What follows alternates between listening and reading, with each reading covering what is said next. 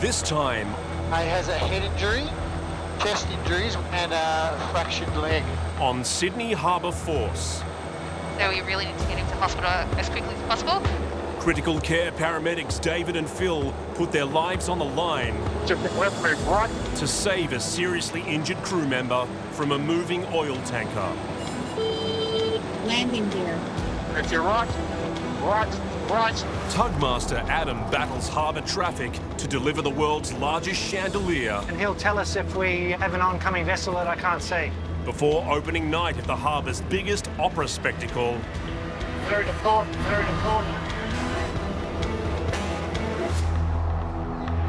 Okay, stern tug's now stopped. And civilian pilot Luke takes on a high-risk harbour manoeuvre Now gusting up to around 17 or 18 knots, so that's over the limit. for the Navy's brand new $320 million battle tanker. Let's go, let's get one off. Get it on. Operate. Iconic Sydney Harbour. It's one of the biggest and busiest waterways on the planet. You need to move through, please. But behind the beauty lies a beast. Being on the water is a dangerous place. Sydney Harbour's most unforgiving. Hands. Keeping this giant harbour running takes an elite team. Stop the vessel now.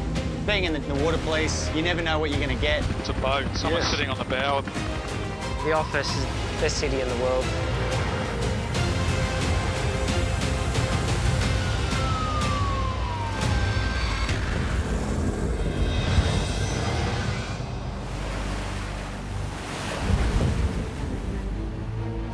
We're going to a medical emergency, traumatic, on an oil tanker offshore.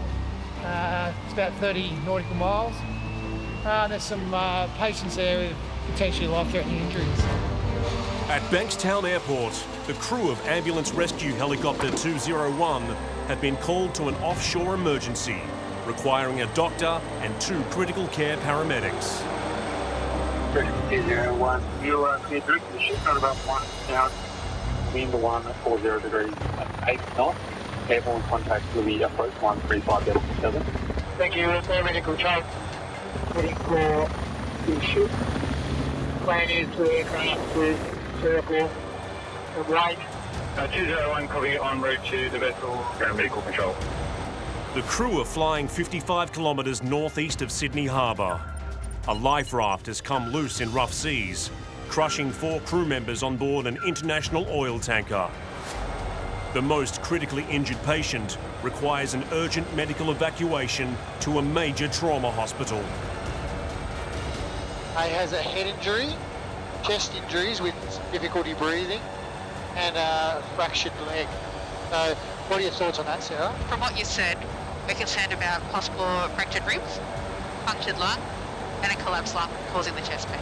You're right. So, it's going to be quite urgent, and with the last light coming, I think our priority is to get down to that patient, treat him, evacuate him from the ship, get him to hospital. Yep. Okay, yep, Dave, I think I've got a visual there in the 1 o'clock.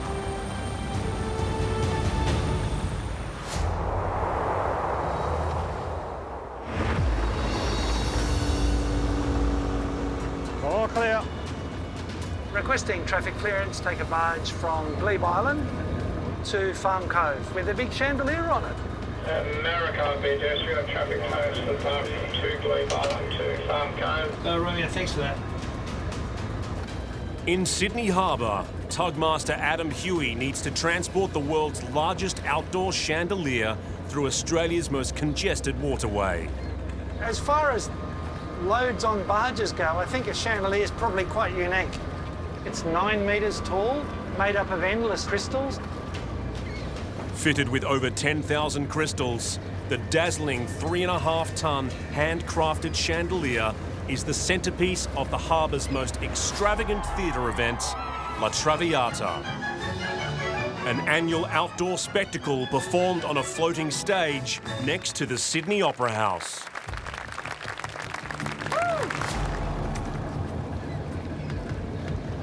Just got to avoid this yacht. There's lots of things that can go wrong. A 9-metre chandelier on the barge prevents you from seeing where you're going.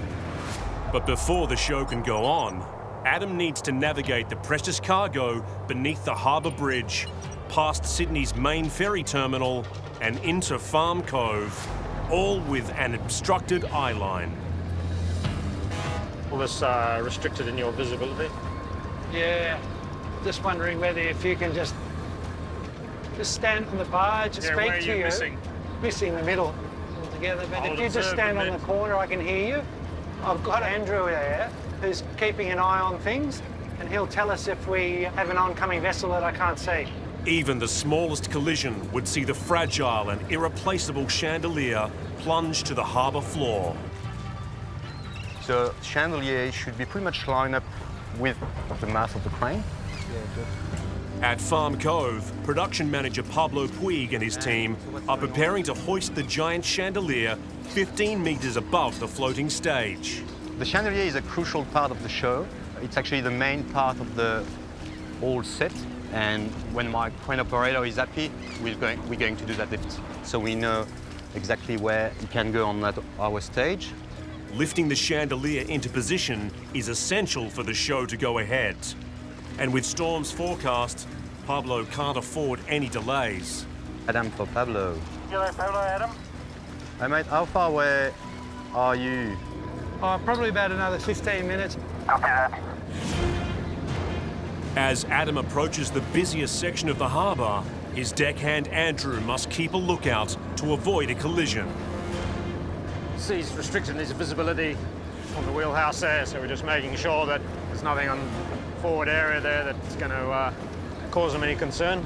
The ferry lanes in and out of Circular Quay are the busiest in Australia, making it the riskiest part of the journey. Bit of high risk, just crossing the mouth of the quay, so just got to keep a good lookout here.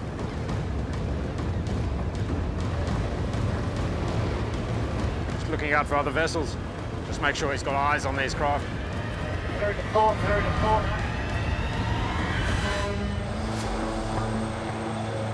Yeah, we're going to talk to the ship on Maritime channel. Okay, guys, you can probably see me walking out of the bridge. Yeah, so you're the right side. The crew of Ambulance Rescue Helicopter 201 have just 45 minutes to evacuate a critically injured patient before daylight runs out. It didn't look like there was a clear area on the left side of the port side there. Who is it? But first, pilot Leonard Winkler and aircrew officer Glenn Hoyes need to work out the best side of the ship to winch from. I think they've got another big aerial too. Plus there's that little crane bit. So I think we need to go onto this side, the bigger area. Yeah. If we're going to go on the right-hand side, the winch on the right-hand side will be sitting directly over top. Your references aren't going to be great. No, that's terrible. So we are, we're forced to go on the right side, unfortunately. It looks like we'll be hovering above the mast, which is obviously not ideal. Despite a 56km/h crosswind and 5-metre rolling seas, 2 paramedics will need to be winched 30 metres down onto a narrow section next to the bridge while avoiding being swung into the ship's steel structure. Being on the right-hand side of the vessel, we've got a hopper above the main obstacles, which doesn't give the pilot great references, and it just makes it so that we can potentially drift a bit more. I've never gone to this side of the ship before. It's going to be high. With the main mast and all the guy wires associated with that, there's a potential to actually drag the paramedic up through those obstructions, which could cause serious injury or death. We are aiming at quite a large target, so we're still quite happy to you if you are. I'm still happy to you. Yeah, I think it's reasonable. Other than, vision of the patient, I'm off. Agreed. Rescue 201, aeromedical control. Thank you. We are starting the operation. Rescue 201, copy. Stand by, master caution. Right door, clear doors? Clear doors. Okay. Right, door is open. From here, we're going to insert Dave into the insertion point, followed by Phil. Once on deck, critical care paramedics David Kidd and Phil Parry will need to race the fading light to stabilise and prepare the critically injured crew member to be winched onto the helicopter. Don't be surprised you go right through the exhaust. You're going to get a good lift for a couple of seconds. All right? Yes. No worries. final thumbs up. Clear to winch. And you are clear to winch, man. Take the door now. That's a bit right on line. Reduce speed. The degree of difficulty is extreme. With an obstructed view of the ship's moving superstructure, pilot Leonard must rely on Aircrew Officer Glenn to guide him into position. He's got a bit of a swing up, hasn't he? Right. I'm not sure, is the ship moving or I think it's a bit of both actually. Yeah, right.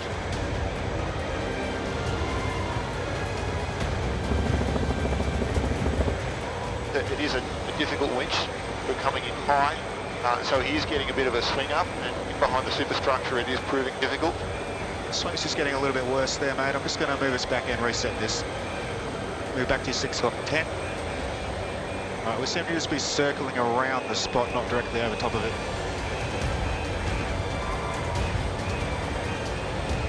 We're just doing this circle. We're just doing a circle. It's just making it really hard. Landing gear. Just left move right.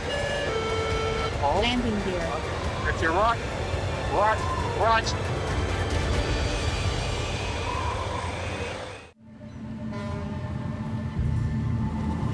Maritime 06, Maritime 06, this is Maritime Control. Maritime Control 06, go ahead. We've got reports of several vessels anchoring illegally in the Marine Reserve at Storm Beach. Can you please go and attend? Yeah, all understood. I'll head there now.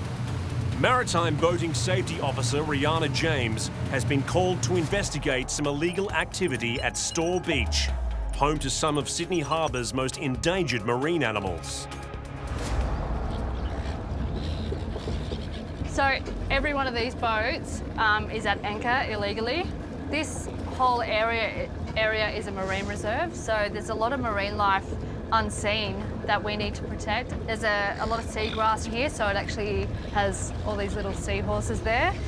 The Sydney seahorse population, endemic to the east coast of Australia, is on the verge of extinction. To save this fragile species, over a dozen biodegradable cages, affectionately known as seahorse hotels, have been placed throughout the harbour. Look, there's so many vessels at anchor in the marine reserve, and it's just not good enough. They're disobeying the signs. They're clearly marked, and they've each dropped their anchor on the seagrass, which is just frustrating. The fragile aluminium sanctuaries are no match for heavy steel boat anchors, which is why each offender faces a $250 fine. I'm going to stop you there. Yeah. See what these yellow buoys just say? It says no anchoring between those yellow buoys and the shore. Oh, sorry. Yeah. The reason why we don't allow anchoring is because of all the seahorses in here. So all these other boats are... Yeah, and I'm going to hit every one of them. I'm going to give you an official caution. There's no fine attached to that, but it is a formal notice. While some of the boats are just over the boundary line, their dragging anchor chain can destroy the seagrass, a vital habitat and food source for the dwindling seahorse population. Why have you got so much anchor chain out? Do you need it? I didn't realise it includes the boat. Yeah, Is so the it boat does. harming the sea grass?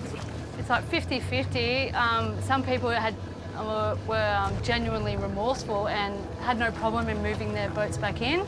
But you know, you've got these vessels just behind us and a bit arrogant, so happy to move them on with a formal notice. So we're very lucky and fortunate that we have these little marine reserve habitats, and we're going to try and endeavour to protect all of that. It's very important.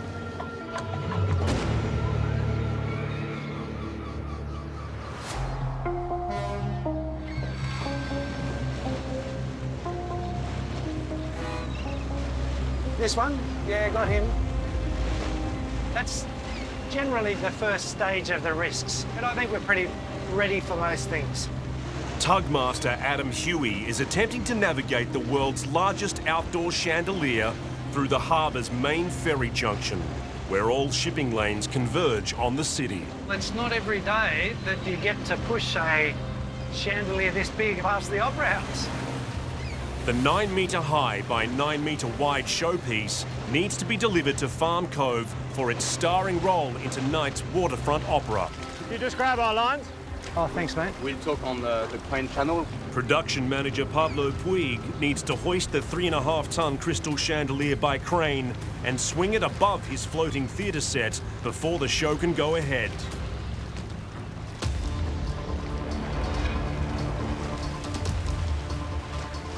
Well, the weather is our enemy, I would say. So we always monitoring what the wind is doing. Around the back. Just tie it off there. And we won't lift the chandelier if it's too windy. If you want to get underway with your rigging, it's safe to come over. I'm just a bit worried about the wind picking up right now. It's never good. The wind is gusting over 15 kilometres per hour. But as the riggers work to attach the chandelier to the crane, the wind speed has increased on the harbour. We've got a wind reading on the crane at 20 km an hour right now. At about 10 kilometers an hour. We're probably going to say it's fine. When it starts to go to 20, we're probably going to have tagline. And then when it's about 30, 40, we just don't do it.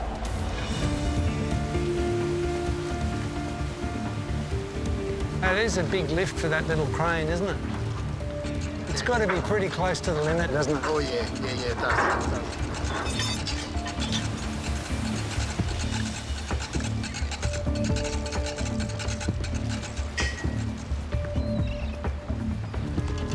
Okay, let's do it. Yeah, ready to go. The chandelier is now fully exposed to the harbour's prevailing winds. One wrong move would see the irreplaceable centrepiece fall and be smashed to pieces. A good gust of wind could be pretty bad, because we don't want the chandelier to start swinging. Hey, make sure nobody's on the L-walk. Can't stop there. He's got a bit of a swing up, hasn't he? Right, I'm not sure, is the ship moving or I think it's a bit of both, actually. Off the coast of Sydney, a 60-kilometre-per-hour crosswind and fading light is hampering rescue efforts for an injured crew member who was crushed by a falling life raft in rough seas. It is a difficult winch. We're coming in high, so he is getting a bit of a swing up, and behind the superstructure it is proving a little bit difficult. Forward and right to your 1 o'clock 3, 2, 1, hold. Directly over now. Winching out. And got him on deck. He's on the deck now, nice and safe. Once disconnected from the winch hook, critical care paramedic David Kidd is assisted by a member of the ship's crew. We'll bring in fuel to the door. Okay. The complex winch should be done at night, so get in there and get out. I'm hoping we got 4 hours fine. With just 25 minutes of light remaining, the rescue crews still need to winch Phil Parry onto the 28,000-ton oil tanker to help David prepare the patient for evacuation. Better winch. In. Power is good. Setting Phil down.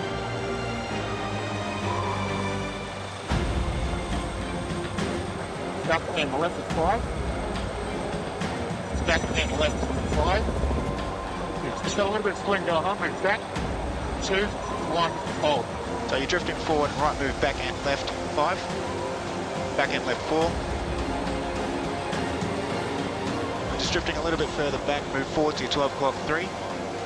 Drifting left, move right. Alright, I'm just going to reset this. Okay. It's ready to...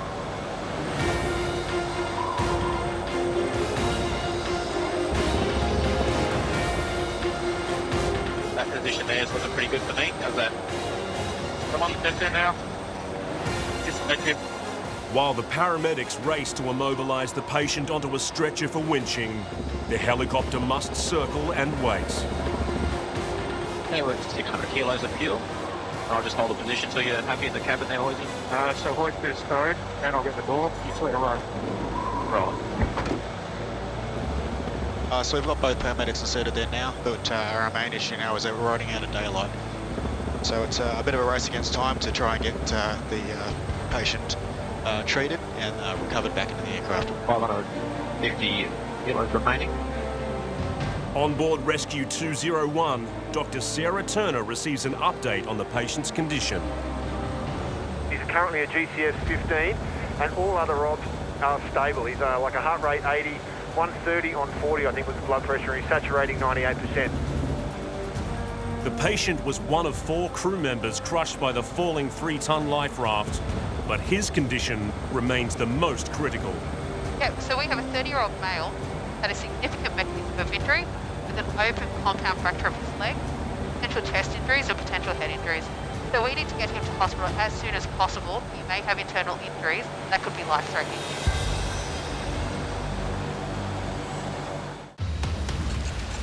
You can't stop there. Hey, make sure nobody's on the L walk. Nobody on the L walk. A good gust of wind could be pretty bad. We don't want the Chandelier to start swinging.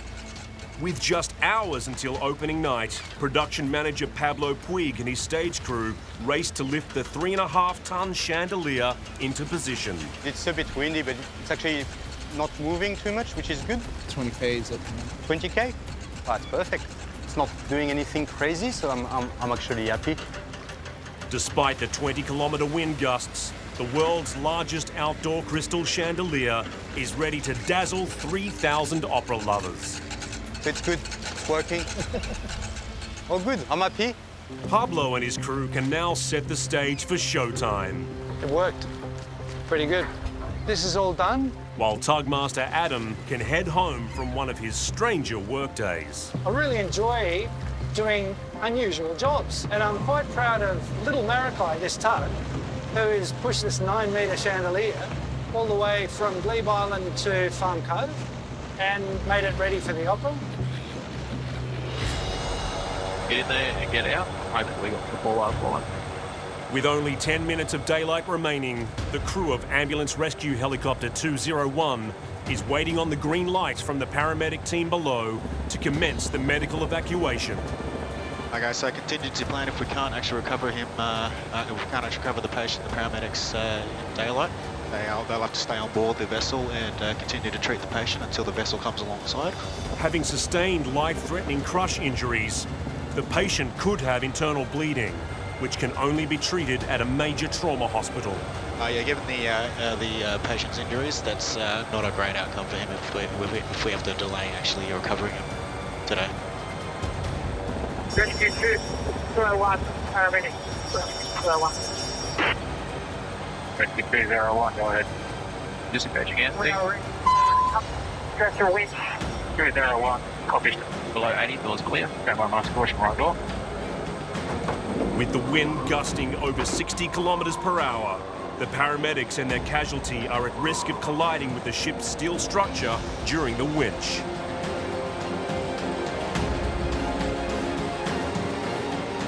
Forward, only 2, 1, hold. Just let it in now, let it in there. Thumbs up, little winch. Wait something on it.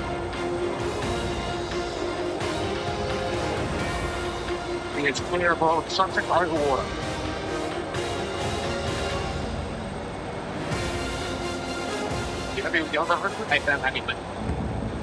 Critical care paramedic David Kidd accompanies the patients, while Phil Parry tries to steady the stretcher using a tagline from the ship. He is fighting against the strong downwash from the helicopter rotors, which could cause the stretcher to spin out of control.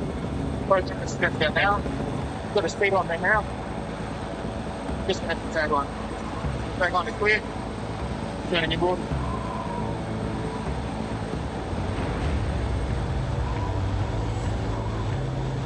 Stretching inside the aircraft. With daylight nearly completely gone, the patient is brought safely on board the aircraft. Disconnecting. Only paramedic Phil remains to be winched up.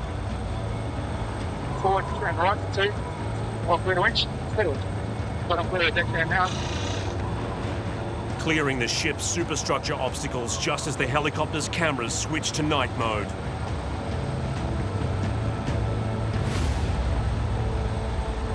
We're on the smack down, got him at the door. Turning in the flag. Big on board. Right, door is closed. Once on board, Phil gives Dr. Sarah Turner a handover as the team prepare for the 15-minute flight to hospital. He has some chest injuries. His chest, on the left side of his chest, does have associated shortness of breath. And we've got an abrasion on his head with a head injury. So I guess our biggest consideration or concerns are he's had a significant trauma, definitely have a compound leg fracture, potential chest and head injuries, so we really need to get him to hospital as quickly as possible. Having been crushed by a 3-ton life raft, the man is now just minutes away from the trauma hospital, all thanks to the heroic efforts of the flight crew. 201, air medical control. Thank you. Winch operation complete. Everyone is out safe. We are heading for a hospital with 6 POV, ETA 1955. 201, and arrive for detail. We're just about to land at hospital, which is a fantastic outcome for this 30-year-old patient. If he was stuck overnight on this boat and we didn't get him to hospital, it could have been potentially life-threatening, especially with the injuries that we know and also for the potential internal injuries that we don't yet know about.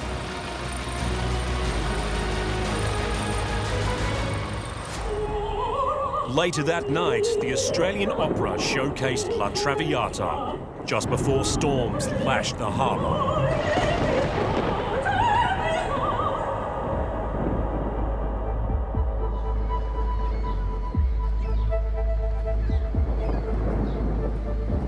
So 6:30, they want to make another assessment at 6:30. Okay. I think their feeling is, as the sun rises, it might be all right. Brilliant, all right. At Fleet Base East, the Royal Australian Navy's newest warship, HMAS Supply, is due to be commissioned into service later today. But an overnight storm has delayed a delicate ship manoeuvre which must take place before the commissioning ceremony can proceed. I'll just inform the tugs. Okay.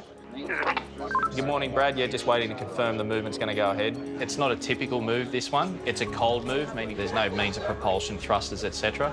So basically manoeuvring the ship only with the tugs, which is unusual. The cold move will be run by civilian harbour pilot Luke Nye, in conjunction with HMAS Supply's commanding officer, Captain Ben Hissink. Gents, if you agree, what I suggest is that we drag the ship astern out of the dock, tug astern, okay? Tug forward controlling us. We'll come north of Fort Denison here, stern first, orient the vessel into the wind, and then drop anchor and lay back. The plan is to use 3 tug vessels to move the 19,000-ton fuel tanker into the middle of the harbour, where the crew will drop anchor for the first time, making way for an amphibious assault ship to undock from the naval shipyard before HMAS Supply can return to the wharf and prepare for her commissioning ceremony. The crew's exceptionally excited about that commissioning and bringing on Australia's newest capability. So a cold move, the risks are that we don't have any of our own systems and propulsion. So we are reliant on the 3 tugs, and moving in a busy harbour like Sydney amongst all the traffic takes a lot of skill.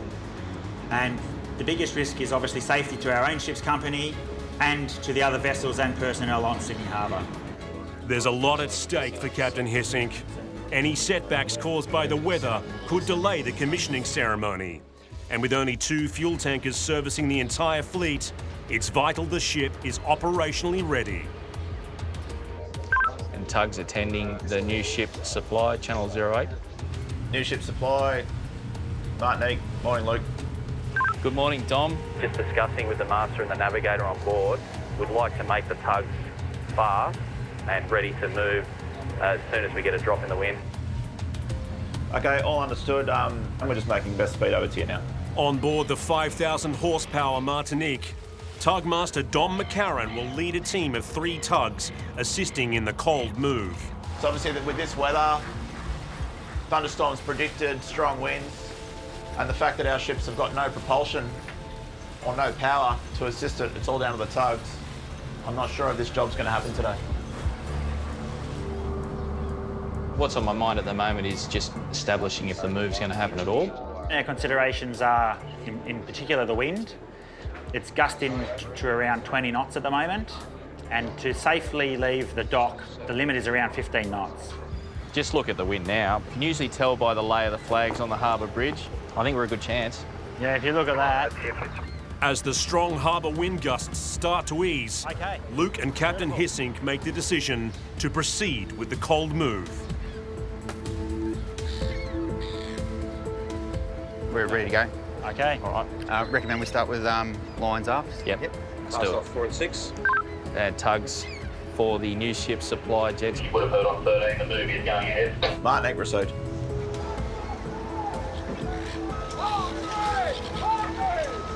And pilot Martinique, you're aware you've still got a bow line fast?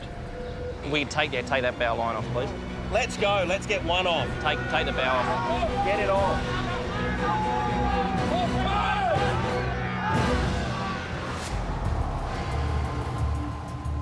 All stations, all stations, all stations. This is Maritime Control. Please note that we have some changes to your taskings. Woz, can you please head to the main harbour? Luke, can you cover Manly to the Spit? And Ree, can you please head east? Over. Maritime Control's Maritime 06. All understood, heading there now. In a show of numbers, Boating Safety Officer Rihanna James has joined Luke Inglis, Warwick Scott and other maritime law enforcers for a weekend safety blitz. We're just going to be monitoring all the behaviour of all the skippers on the harbour. We've got an Operation Safe Skipper, so I'm expecting quite a lot of action today. Sydney Harbour at times can be an absolute washing machine. We have one of the busiest harbours in the Southern Hemisphere, and that at times can be an extremely dangerous place to go boating. We want everyone to have a safe day. Some people do, some people don't, but we're also there to deal with the not so pretty side where things do go wrong, and hopefully we can prevent lives being lost on New South Wales waterways and especially Sydney Harbour. There have been 5 fatalities on Sydney's waterways in the past 12 months. My name's Luke from New South Wales Maritime. Just checking your safety equipment if that's all right. And with boat registrations up by 40%, New South Wales Maritime has increased patrols to stamp out any illegal activity. Good man. It's a good man. Just watch your ears, mate. We'll come back in a sec, mate. I'm just going to go after these guys so they're speeding inside. Basically, you saw these 2 boats just flying out of the 4 knot zone at probably 20, 25 knots. The 4-knot restricted speed zone is designed to protect kayakers and other smaller non-powered boaters on the water. They're well and truly inside the zone. Once they got past the main majority of the boats, they've actually sped off.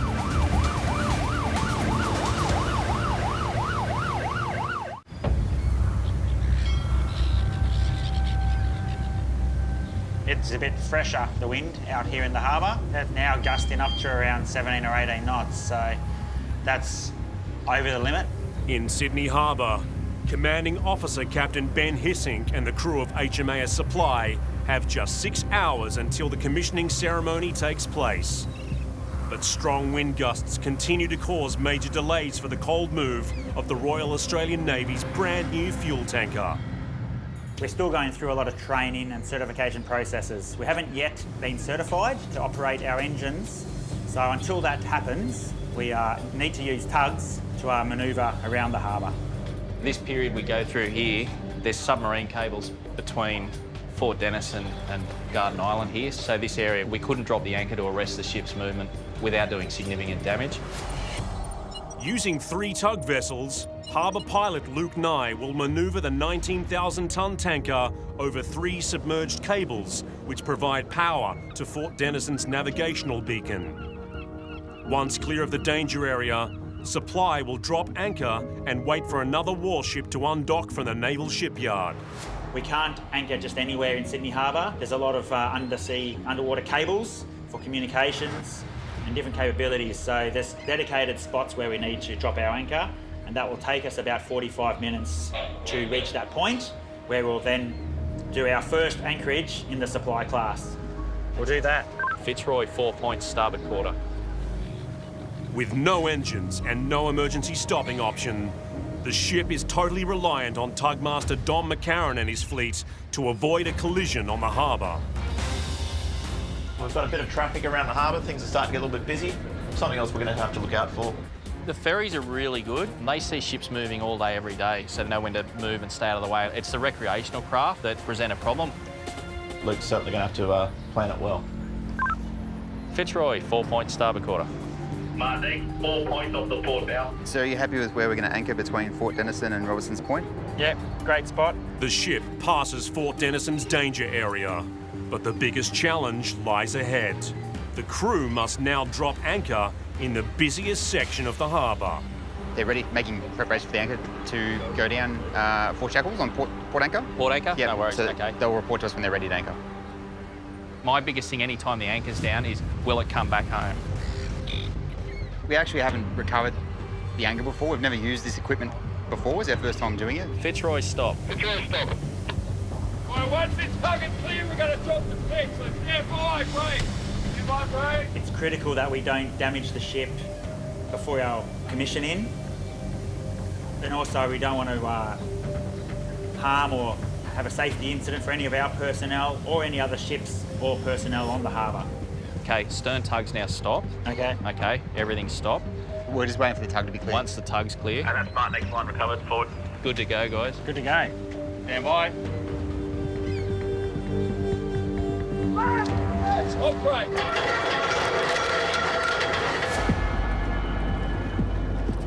Are you the skipper? Yep. Right, the reason I'm stopping you today is for your speed exiting Quarantine Bay. It is 4 knots in there, it's Penguin Sanctuary, you don't want to kill any of those. Boating safety officer Luke Inglese has stopped a high-powered recreational vessel travelling over 5 times the restricted 4-knot speed limit. Where I observed you, you're well and truly inside the 4-knot zone. So, have you got your licence on you today? I do. We've exited the boat. Yeah. Left the boat. And it goes for about another 300 metres this way. How am I supposed to know that? Well, you drove straight past the buoy, sir. There's a yellow buoy in the water that you drove straight past. No, you weren't. Luke is taking part in a 24-hour law enforcement blitz, targeting speeding on Sydney Harbour. In the past 12 months, New South Wales Maritime recorded 168 offences, more than double the previous year. Unfortunately, I do have to issue a $100 fine as well. And it'll get posted out to you during the week, right? While Luke dishes out a $100 fine, So I'll just sit behind him to find out how fast he's going. Senior Boating Safety Officer Warwick Scott has observed another speeding offender near the Sydney Harbour Bridge. Hold on. We're doing 23 knots, we're in a 15 knot area. With the Navy's fuel tanker close by, along with numerous ferries and sailing craft, the speeding boater is at increased risk of a collision.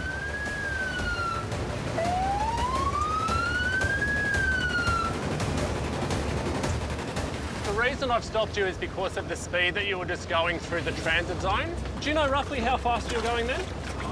Not too fast. How fast is not too fast? I'm trying to dodge the waves, that's why, you know what I mean? So mate, if the speed limit through here is 15 knots. 15, yeah. Okay, you're doing anywhere between 20 and 25. Yeah, because the ferry was coming in, I don't want to... Slow down is the thing, not speed up. Yeah. So you will be receiving an infringement today. The infringement will be for speeding. It's a $100 ticket, but it doesn't affect your actual points on your licence. Okay. Yeah, man, like, it is what it is, you cop it. So next time I'll learn. Driving fast in a small tinny like that, in front of Circular Quay with all the traffic movements for the ferries, is extremely dangerous at speed. If you wash up one of those ferries at an incorrect angle, your boat can be turned sideways and actually capsize your vessel. Less than 500 metres away, HMAS Supply has dropped anchor in the harbour for the first time. The white markings on the anchor chain indicate how many lengths are in the water. So we've come into position north of Fort Denison, so we'll sit here now. That was good to see the anchor run well, first time. Yeah, very good. Good control on the brake there. She looks like she's holding well. Oh, that's good. Okay, Marty. Dom. We're satisfied all is under control here. Okay, all understood. Lovely job, Luke. The amphibious assault ship is now free to undock from the naval shipyard, but Captain Ben Hissink has just a few hours to return to Fleet Base East and prepare for Supply's commissioning ceremony. At the moment, it's a bit of a Tetris game. We'll move in this morning and throughout the day to get in the right position for where we need to be. As soon as the 231-metre warship is clear of its berth, harbour pilot Luke and tugmaster Dom need to return the $320 million tanker back to base without a scratch. XO, weigh anchor. We've got permission to go into naval waters. Okay, excellent. Diamantina ahead, bear weight. So the next move we're going to do is bring Supply back into the place we pulled her out of this morning. She's cold ship, so we have Diamantina, one of our other tugs, strapped up alongside. effectively acting as the engine for the ship, and then ourselves and the Fitzroy will act to control both the bow and the stern. Now we are back underway, heading our way back to the berth where we came from. It's definitely not a walk in the park. It is a contact sport, but you just want to make it a soft contact. Now we'll have to reduce the ship's speed and turn into the narrow channel up here where we came from. If the tugs damage the ship during the berthing, it will not only stop the commissioning ceremony from going ahead, but it will delay the ship being operationally ready to join the fleet. So we're just coming back into the berth now. Bow's getting closer to the wharf. We want to be really precise with the commands and the power now. Okay, Fitzroy, push, bear weight. Can you tell me the speed zones through here? Is it like 10 knots or 5 knots? No, it is 4 knots. Reason being, this is a marine habitat. There's a lot of penguins here. As the Maritime blitz continues, Boating Safety Officer Rihanna James is back patrolling the marine reserves near the harbour entrance. So that's why we had to take it easy. We have to look after them. All right, the population actually decreased 50% the last year from blunt force trauma from speedboats. Along with a dwindling seahorse population, Store Beach is home to the harbour's only colony of little penguins, the smallest breed of penguins in the world. All right, so you were going about over 10 knots, easy. All right, regardless, I'm going to give you an official caution. All right, there's no fine attached to that. It's like a penalty notice, but without the fine. All right, if you get caught again in Store Beach speeding, no doubt you'll get a penalty notice. All right? The penguins, they're quite small and they're hard to spot, so that's why it's important for all the vessels to take it easy through here. And 4 knots will give you plenty of time to pull up if you see one, so yeah, good look after the penguins. As Operation Safe Skipper draws to a close, Rihanna and her work colleagues return to base, hoping the message on boating safety is starting to get through. Yeah, the campaign's gone really well. Across the Sydney fleet, there's been over 50 interactions with boats and only about 6 or 7 penalties issued, which is a great result. We're all about educating people as well, so yeah, across the board it's been really awesome. Okay, nearly there, guys. She just bounced off the fenders. Oh, that's a case. Marty, stop. Marty, stop. Back at the naval base, Luke and his tug fleet have delivered HMAS supply safely alongside the wharf. Spot on, pilot. You can't get closer than that, can you? With the military precision and timing Captain Ben Hissink needs, allowing the Royal Australian Navy to welcome its newest warship into the fleet.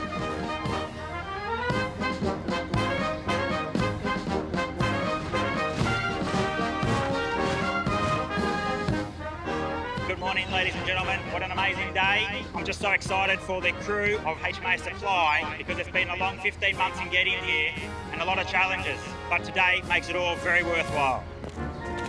A commissioning for a ship's company and the commanding officer is a real privilege. We've brought together 176 people from all over the country. It's a real privilege to be part of.